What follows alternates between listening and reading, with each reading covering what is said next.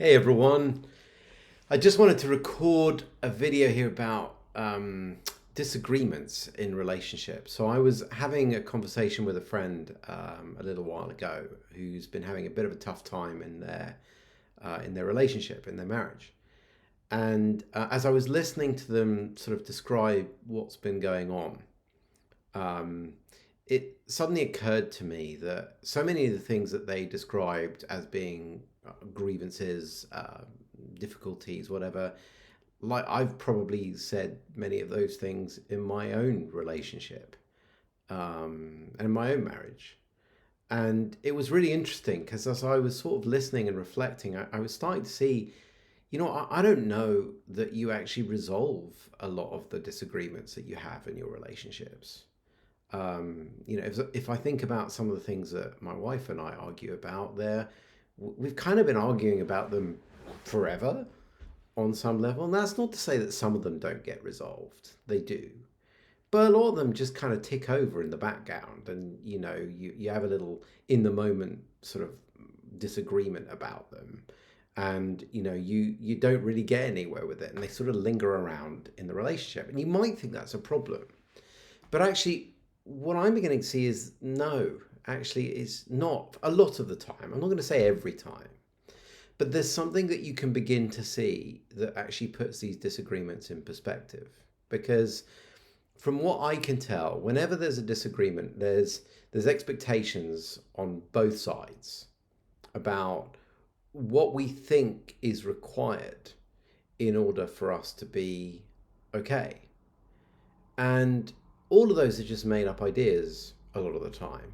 And the more you, or the more we can start to become alive to the fact that what we seek in trying to have our made up ideas met is actually already here, it's already present. In fact, we are looking for ourselves, ironically. And what I mean by that is the peace that we are looking for in trying to have our opinion, our expectation, our ideas met is not actually found on the other side of having those expectations met.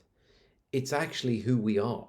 It's the quiet of who we are underneath the noise of our expectation. And what happens when we get our expectation met? Let's say the other party capitulates. I don't have a better word for it, but let's say they capitulate and go, yeah, okay, you're right. And they decide to meet your expectation of what's required in that relationship in that moment. You will experience some peace. But why is that? Well, in that moment, you drop out of your mind and you drop into the quiet of who you are. And you experience peace. Now, it looks like what's happened is that your needs have been met and now you're okay. But actually, the moment you recognize that that being okay is your nature, it's what's underneath the expectation, it's what's underneath the thinking, it's what's underneath the demand, right? When you start to see that, then you become the antidote to your disagreements a lot of the time because you just start to see, oh, well, yeah, I've made up something else that I think I need to be okay. But that's just me looking for that quiet space of who I am in disguise. And the more you recognize that that is who you are, well, it kind of diffuses a lot of these disagreements because it diffuses the expectation, it renders it useless. Now, I'm not going to say that happens every time um, because that's not my experience. There are some times when that expectation will look solid, and despite having a sense of that peace, that quiet, that who we really are, we still hold on. We still hold on to the expectation. That's kind of human, right?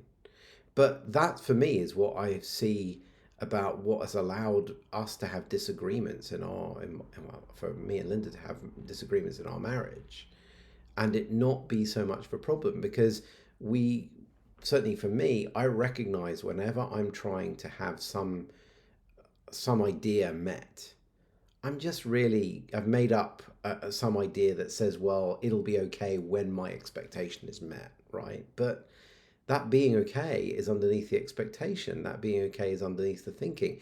It's who we are. So we are literally the antidote to disagreement, and not we as in ego, personality, conditioned idea. No, no, no. We as in the quiet space before all of that, the observer self that watches all of those things. That's the antidote, because its nature is quiet, its nature is whole, its nature is okay.